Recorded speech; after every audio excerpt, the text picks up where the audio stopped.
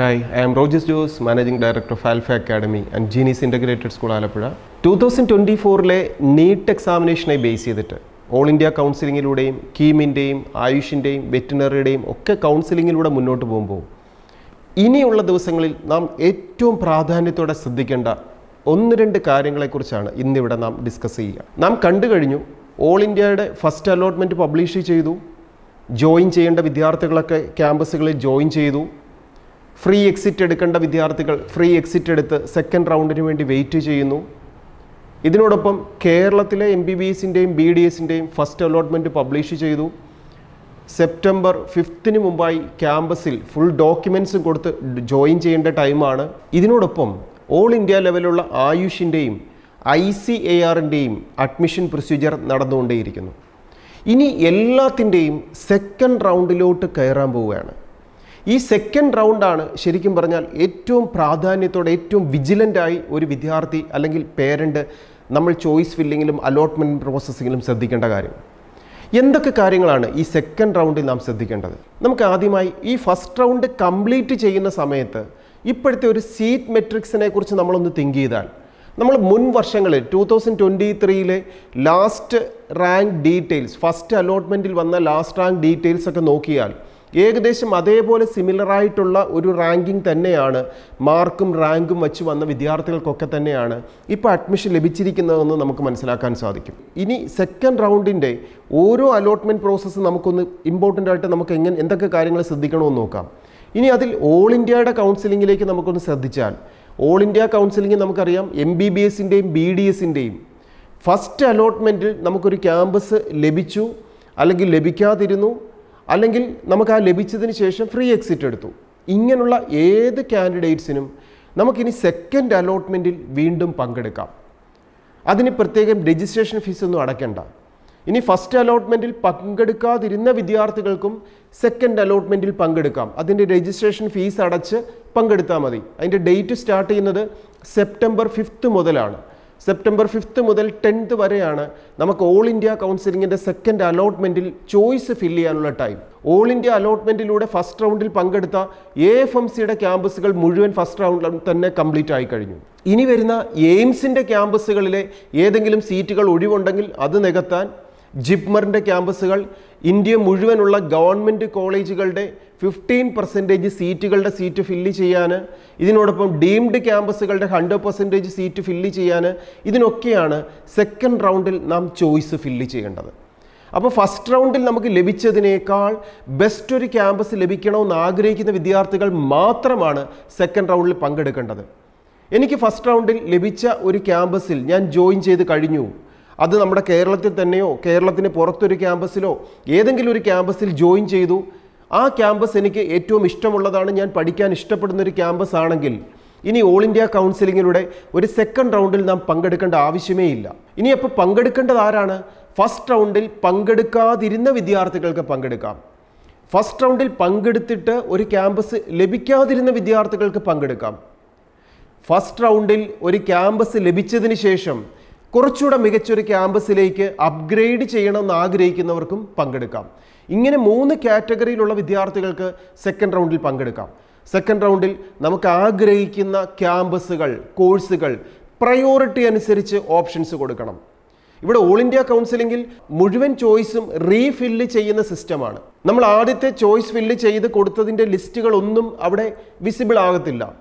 ഇനി നമുക്ക് ഏത് കോഴ്സുകൾ വേണം, ഏത് ക്യാമ്പസുകൾ വേണം, ഇതെല്ലാം പ്രയോറിറ്റി അനുസരിച്ച് ഓപ്ഷൻസ് കൊടുക്കുക. പ്രയോറിറ്റി എന്ന് പറഞ്ഞാൽ ഒരു എൻട്രൻസ് കമ്മീഷൻ നമ്മളോട് ചോദിക്കുകയാണ്, ഏത് കോഴ്സ് പഠിക്കണം, ഏത് ക്യാമ്പസ് പഠിക്കണം എന്ന് ചോദിച്ചാൽ നമുക്ക് ഏറ്റവും ഇഷ്ടപ്പെട്ടത്, അർഹതയുണ്ടോ ഇല്ലയോ എന്നുള്ളത് അവിടെ ഒരു കൺസിഡർ ചെയ്യത്തേയില്ല.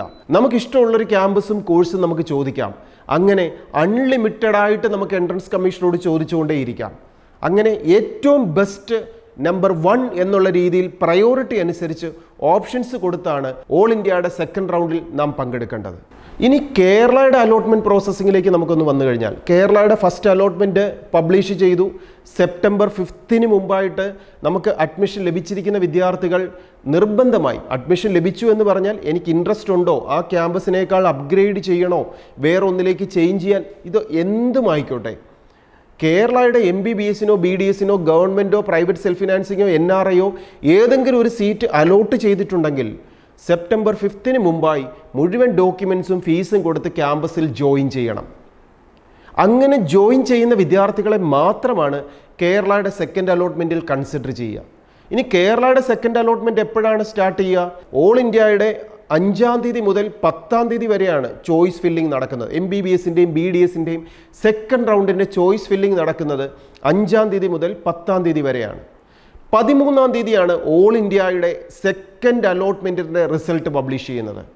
അങ്ങനെ സെക്കൻഡ് റൗണ്ടിൽ 13ന് ഒരു റിസൾട്ട് ഓൾ ഇന്ത്യയുടെ റിസൾട്ട് പബ്ലിഷ് ചെയ്ത് കഴിഞ്ഞാൽ 14-ാം തീയതി മുതൽ 20-ാം തീയതി വരെ സെക്കൻഡ് അലോട്ട്മെൻറ്റിൻ്റെ ക്യാമ്പസിൽ ജോയിൻ ചെയ്യേണ്ട ടൈമാണ്. ഇനി ഓൾ ഇന്ത്യയുടെ ഫസ്റ്റ് റൗണ്ടിൽ ഫ്രീ എക്സിറ്റ് ഉണ്ടായിരുന്നത് പോലെ സെക്കൻഡ് റൗണ്ടിലില്ല.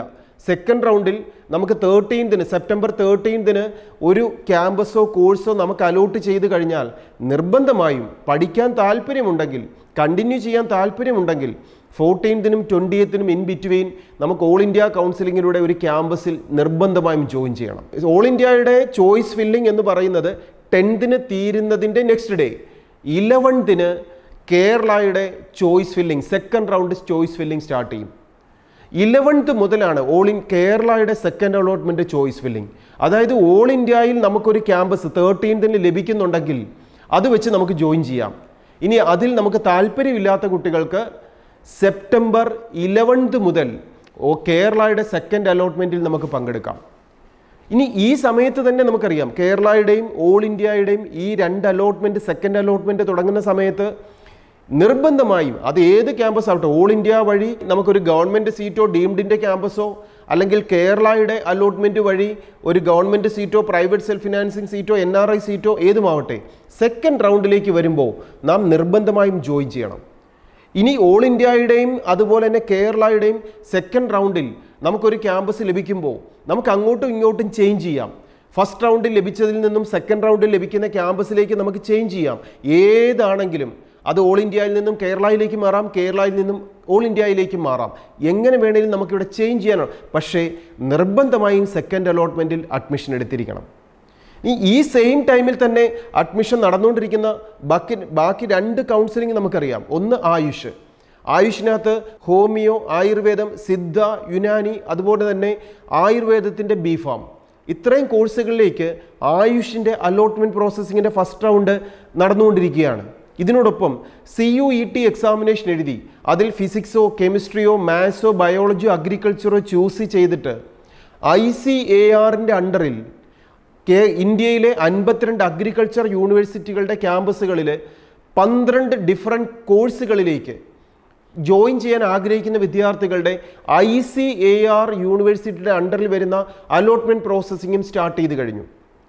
ഇനി ഇവിടെ നമ്മൾ പ്രത്യേകം ശ്രദ്ധിക്കേണ്ട ഒരു കാര്യം, അഗ്രികൾച്ചർ കോഴ്സ് ICAR കോഴ്സിന് നമ്മൾ അപ്ലൈ ചെയ്ത സമയത്ത് ഫിസിക്സോ കെമിസ്ട്രിയോ ബയോളജിയോ അഗ്രികൾച്ചർ സെലക്ട് ചെയ്യാതിരുന്ന വിദ്യാർത്ഥികൾക്ക് കേരളത്തിലെ അഗ്രികൾച്ചർ യൂണിവേഴ്സിറ്റിയുടെ 15% സീറ്റിലേക്ക് ഒരു കോഴ്സ് ലഭിക്കത്തില്ല. ചില വിദ്യാർത്ഥികളൊക്കെ ഫസ്റ്റ് അലോട്ട്മെൻറ്റ് ICARന് ചോയ്സ് ഫില്ല് ചെയ്യുന്ന സമയത്ത് വിളിച്ചു, എനിക്ക് കേരളത്തിലെ അഗ്രികൾച്ചർ യൂണിവേഴ്സിറ്റിയിൽ സബ്മിറ്റ് ചെയ്യാൻ സാധിക്കുന്നില്ല.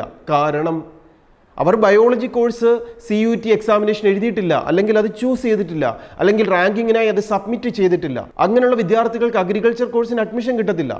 ബയോളജി അല്ലെങ്കിൽ അഗ്രികൾച്ചർ നമ്മൾ നിർബന്ധമായും എക്സാമിനേഷൻ എഴുതിയിട്ടുണ്ടായിരിക്കണം, റാങ്കിങ്ങിന് വേണ്ടി നമ്മൾ സബ്മിറ്റ് ചെയ്തിട്ടുണ്ടായിരിക്കണം. അങ്ങനെയുള്ള വിദ്യാർത്ഥികൾക്ക് മാത്രമാണ് ICAR വഴി അഗ്രികൾച്ചർ കോഴ്സിന് അഡ്മിഷൻ കിട്ടുക.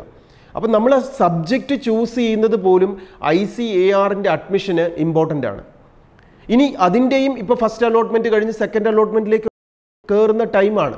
ഇനി ഇതിനോടൊപ്പം തന്നെ പാരലായിട്ട് വെറ്റിനറി കൗൺസിലിങ്ങിൻ്റെ ചോയ്സ് ഫില്ലിംഗ് ഇപ്പോൾ സ്റ്റാർട്ട് ചെയ്യുന്നുണ്ട്. ഇതിനോടൊപ്പം ഈ ഏകദേശം ഒരു സെപ്റ്റംബർ 13 എന്ന് പറഞ്ഞാൽ ഓൾ ഇന്ത്യയുടെ സെക്കൻഡ് റൗണ്ട് അനൗൺസ് ചെയ്യുന്ന ടൈമാണ്. സെപ്റ്റംബർ 13 എന്ന് പറയുന്നത് ശരിക്കും പറഞ്ഞാൽ ഒരു കൗൺസിലിങ്ങുകളുടെ അലോട്ട്മെൻറ്റ് പ്രോസസ്സിങ്ങിൻ്റെ ഒരു ടേണിംഗ് പോയിൻ്റ് എന്ന് പറയാം. ഇവിടെ വരുമ്പോഴത്തേക്ക് ഒരു പരിധിവരെ നമുക്ക് ഏതിനൊക്കെ കിട്ടാൻ സാധ്യതയുണ്ട് എന്നുള്ളതിനെക്കുറിച്ചൊക്കെ ഒരു ക്ലിയർ പിക്ചർ ആകുന്ന ടൈമാണ്. ഇനി അതിനുശേഷം കേരളയുടെ സെക്കൻഡ് അലോട്ട്മെൻറ്റൂടെ പബ്ലിഷ് ചെയ്ത് കഴിയുമ്പോൾ നമുക്ക് MBBSനോ BDSനോ നമുക്കൊരു അർഹതയുണ്ടോ ഇപ്രാവശ്യം? പിന്നെ അതിനുശേഷം വളരെ കുറച്ച് സീറ്റുകൾ മാത്രമാണ് തേർഡ് റൗണ്ടിലും അതുപോലെ സ്ട്രേ വേക്കൻസിയിലൊക്കെ ഉണ്ടാവുക. അപ്പോൾ സെക്കൻഡ് റൗണ്ട് ഓൾ ഇന്ത്യയുടെയും അതുപോലെ കേരളയുടെയും MBBSൻ്റെയും BDSൻ്റെയും കഴിയുമ്പോൾ നമുക്ക് ഏകദേശം നമുക്കൊരു സീറ്റ് ലഭിക്കാൻ സാധ്യതയുണ്ടോ എന്നുള്ളതിനെക്കുറിച്ച് ഒരു ക്ലിയർ പിക്ചറിലേക്ക് എത്തും. ഇനി അങ്ങനെ ലഭിക്കാതെ വരുന്ന അല്ലെങ്കിൽ എനിക്ക് ഇഷ്ടപ്പെട്ട ഒരു കോഴ്സ് ലഭിക്കാതെ വരുന്ന വിദ്യാർത്ഥികൾ നിർബന്ധമായും കേരളയുടെ ഫസ്റ്റ് റൗണ്ടിൻ്റെ അലൈഡ് കോഴ്സുകൾ എന്ന് പറയുമ്പോൾ നമുക്കറിയാം അതിൽ ഹോമിയോ വരും, ആയുർവേദം, veterinary, agriculture, fisheries, forestry, Siddha, Unani, അതുപോലെ corporation and banking, environment and pollution, അതുപോലെ ക്ലൈമറ്റ് ചേഞ്ച്, ഇതുപോലുള്ള കോഴ്സുകളിലേക്കെല്ലാം ഒരു അഡ്മിഷൻ ലഭിക്കാനായിട്ട് നമുക്ക് കീമിൻ്റെ അലൈഡ് കോഴ്സുകളുടെ ഫസ്റ്റ് അലോട്ട്മെൻറ്റിൽ നാം പങ്കെടുക്കണം നിർബന്ധമായും. കേരളത്തിലുള്ള ഈ ക്യാമ്പസുകളുടെ എല്ലാം മുഴുവൻ സീറ്റുകളും അതിൽ ആയുഷ് വഴി ഫില്ല് ചെയ്യുന്ന 15%, വെറ്റിനറി ഫില്ല് ചെയ്യുന്ന 15% സീറ്റും, ICAR ഫില്ല് ചെയ്യുന്ന 15% സീറ്റും പോയി കഴിഞ്ഞാൽ ഈ കോഴ്സുകളുടെ എല്ലാം ബാക്കി 85% സീറ്റിലേക്ക് നമുക്ക് കീമിൻ്റെ അലൈഡ് കോഴ്സുകളിലൂടെ ഉള്ള ഒരു അഡ്മിഷനിലൂടെയാണ് നമുക്ക് ജോയിൻ ചെയ്യാൻ സാധിക്കുക. അപ്പോൾ ഈ സമയത്തൊക്കെ ഇനിയും നമ്മൾ ഒരു റിസ്ക് എടുത്തിട്ട് എനിക്കൊരു കോഴ്സിന് ലഭിക്കുമോ ഇല്ലയോ എന്ന് നമ്മൾ അങ്ങോട്ട് ചാഞ്ചാടി നിൽക്കാൻ പാടില്ല. നമുക്കറിയാം ഇതിനോടൊപ്പം തന്നെ എഞ്ചിനീയറിങ്ങിൻ്റെ കേരളയുടെ അലോട്ട്മെൻറ്റിൻ്റെ തേർഡ് അലോട്ട്മെൻറ്റും കഴിഞ്ഞു. ഈ തേർഡ് അലോട്ട്മെൻറ്റ് കഴിയുന്നതിലൂടെ ഇനി എഞ്ചിനീയറിംഗ് സെക്ടറിൽ ഒരു അലോട്ട്മെൻറ്റ് പ്രോസസ്സിംഗ് ഇല്ല. നമുക്ക് ആവശ്യമുണ്ടെങ്കിൽ ഈ കോഴ്സുകൾ ഫില്ല് ചെയ്തതിന് ശേഷം ഇനി എൻട്രൻസ് കമ്മീഷണർ ചെയ്യുന്നത് ബാക്കിയുള്ള സീറ്റുകൾ ഫില്ല് ചെയ്യാനായി അതാത് ക്യാമ്പസുകൾക്ക് കൊടുക്കുന്നൊരു സിസ്റ്റം. പ്രൈവറ്റ് സെക്ടറിലേക്കാണെങ്കിൽ അതാത് ക്യാമ്പസുകൾക്കാണ്. ഇനി എഞ്ചിനീയറിംഗ് സെക്ടറിൽ ഗവൺമെൻറ് സെക്ടറിൽ ഏതെങ്കിലും ഒരു ക്യാമ്പസ് ഫില്ല് ചെയ്യാനുണ്ടെങ്കിൽ അതൊരു സെപ്പറേറ്റ് എഡ്യൂക്കേഷൻ ബോർഡിനാണ് അത് സബ്മിറ്റ് ചെയ്യുക. അപ്പോൾ ഇനി ഒരു ചോയ്സ് ഫില്ലിങ്ങോ അലോട്ട്മെൻറ്റ് പ്രോസസ്സിങ്ങോ ഇല്ല. ഇനി സ്പോട്ട് അലോട്ട്മെൻറ്റ് മാത്രമാണ് എഞ്ചിനീയറിങ്ങിനുള്ളത്. പക്ഷേ മെഡിക്കലിൽ ഇങ്ങനെ കോളേജുകൾക്ക് ഒരു സീറ്റ് അങ്ങ് മാറ്റി കൊടുക്കുന്ന സിസ്റ്റം ഇല്ല. ഇവിടെ ഫസ്റ്റ് റൗണ്ടും സെക്കൻഡ് റൗണ്ടും തേർഡ് റൗണ്ടും സ്ട്രേ വേക്കൻസിയും എൻട്രൻസ് കമ്മീഷണർ തന്നെയാണ് ഫില്ല് ചെയ്യുന്നത്.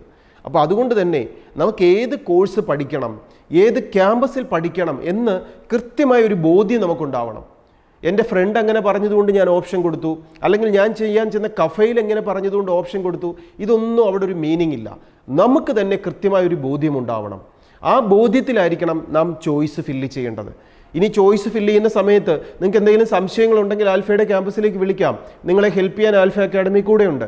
ഇതിനോടൊപ്പം എൻട്രൻസിൻ്റെ മേഖലയിലെ ഓരോ പുതിയ അപ്ഡേറ്റ്സ് വരുന്ന സമയത്തും ഈ ആൽഫയുടെ യൂട്യൂബ് ചാനൽ സബ്സ്ക്രൈബ് ചെയ്യുന്നതിലൂടെ ലേറ്റസ്റ്റ് അപ്ഡേറ്റ്സ് ഒക്കെ നിങ്ങൾക്ക് തരും.